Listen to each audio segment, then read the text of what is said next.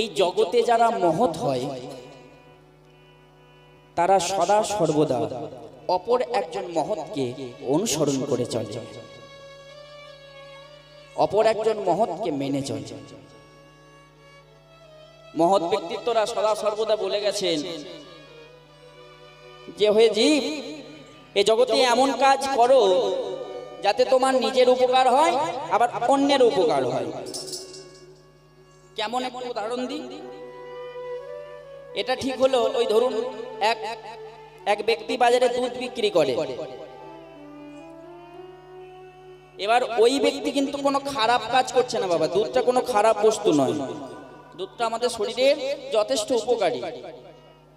তাহলে ওই ব্যক্তি দুধ বিক্রি করে যেমন নিজের উপকার করছে, তেমনি তার কাছ থেকে দুধ পান করে যারা খাচ্ছে, যারা পান করছে দুধ, তাদেরও কিন্তু শরীরের ওই পরোক্ষভাবে উপকারী হচ্ছে। কিন্তু বাবা এই উদাহরণটা কি একটু ঘুরিয়ে দিয়ে দেখি বিপরীত দিকে। যে ব্যক্তি দুধ বিক্রি করছিল সেই ব্যক্তি দুধ বিক্রি না করে যদি ধরুন সে মদ বিক্রি করত, নিতাই গৌর হরি বল, দুধ বিক্রেতা দুধ বিক্রি না করে মদ বিক্রি করছে, একবার ভেবে দেখুন, সে মদ বিক্রি করছে, তার নিজের উপকার হচ্ছে, তার রোজগার হচ্ছে, সে দোতলা তিনতলা বাসা বানাচ্ছে। কিন্তু বাবা ওই তার কাছ থেকে মদ কিনে যারা খাচ্ছে, যারা পান করছে, তারা কিন্তু হরি বল ওই গোল্লায় যাচ্ছে। তাহলে সেই ব্যক্তির পার্থক্যটা কেমন না, সে এমন একটা কাজ করলো যাতে নিজের উপকার সে নিজে ঠিক বুঝে নিল, পরের উপকার সে করতে পারলো না। বাবা পরের উপকার করার দরকার নেই, কিন্তু অপকার করার তো কোনো অধিকার আমাদের নেই। এটা কেমন না, ওই দুধ বিক্রেতা দিয়েই বুঝুন। কোনোদিন যদি ওই দুধ বিক্রেতা দুধটা বাজারে বিক্রি না হয় বাবা, সে কিন্তু ফেলে দেবে না।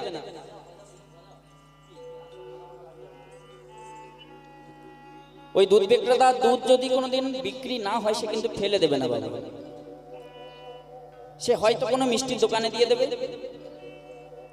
আর তাও যদি না হয়, ঘরে নিয়ে গিয়ে তারা ওই নিজেরা ঢক ঢক করে গিলে খেয়ে নেবে। আর তাতে তাদের ওই অপকার নয়, বরং উপকারী হয়। কিন্তু বাবা একটু ভেবে দেখুন তো, ওই মদ বিক্রেতার যদি বাজারে কোনোদিন মদ বিক্রি না হয়, তাহলে সে কি একা অত মদ খেতে পারবে?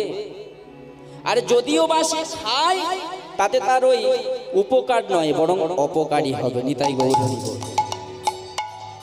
তাহলে জগতে এমন কাজ করতে হবে যাতে নিজের উপকার হয়, পরের উপকার হয়। আর এই ধরনের বস্তু, এই ধরনের জ্ঞান আমরা পেয়ে এসেছি ওই মহৎ ব্যক্তিত্বের কাছ থেকে। তাহলে সেই মহত্বের, সেই মহান মহান ব্যক্তিত্বের জীবন কথা আমাদের জানার দরকার নেই বাবা? তাহলে এবার মিলে গেল, পালা কেন আস্বাদন করব? এই পালা হলো সেই সব মহান ব্যক্তিত্বদের জীবন কথা। তারা জীবনে কি করলেন, তারা কিভাবে এগিয়ে গেলেন ভগবানের দিকে, তারা আমাদেরকে সচক্ষে দেখিয়ে দিয়ে গেলেন।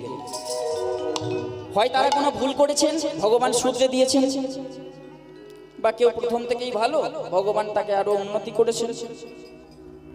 ঠিক তেমনি আজকের আমাদের ওই লীলার পালার আস্বাদনের বিষয় বাবা।